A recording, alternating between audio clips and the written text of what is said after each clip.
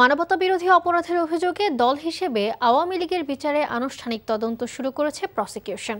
ট্রাইব্যুনালে ব্রিফিংয়ে এই কথা জানান চিফ প্রসিকিউটর মোহাম্মদ তাজুল ইসলাম।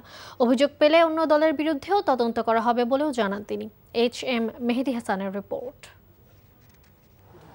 জুলাই আন্দোলনের সময় করা মানবতা বিরোধী অপরাধের অভিযোগে দল হিসেবে আওয়ামী লীগের বিচারে আনুষ্ঠানিক তদন্ত শুরু হয়েছে।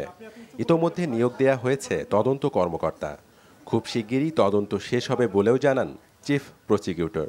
দল হিসাবে, সংগঠন হিসাবে আওয়ামী লীগের বিরুদ্ধে তদন্তের প্রক্রিয়া চলমান ছিল। তা আনুষ্ঠানিকভাবে আওয়ামী লীগের বিরুদ্ধে তদন্ত শুরু হয়েছে, তদন্ত কর্মকর্তা নিয়োগ হয়েছে এবং তারা তদন্ত কাজ খুব দ্রুতই সম্পন্ন করবেন।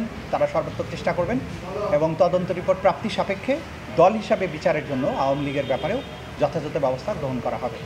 চিফ প্রসিকিউটর আরও জানান, শুধু আওয়ামী লীগ নয়, অভিযোগ পেলে অন্য দলের বিরুদ্ধেও তদন্ত করবে প্রসিকিউশন।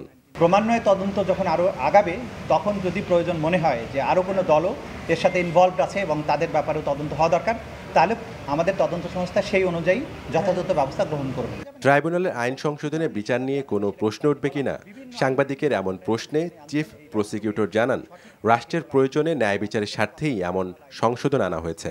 যা কিছু করা হয়েছে সেই আইনটা এখনো প্রয়োগযোগ্য হয়নি। মানে আপনি কি ওই নির্বাচনে অংশগ্রহণের ব্যাপারে বলছেন?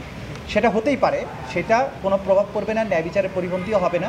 ট্রাইব্যুনাল 1-এ শেখ হাসিনার মামলায় তদন্ত কর্মকর্তাকে জেরা আর ট্রাইব্যুনাল 2-এ চলে আশুলিয়ায় মরদেহ পোড়ানোর মামলার সাক্ষ্য গ্রহণ। HM মেহেদী হাসান, NTV নিউজ, ঢাকা।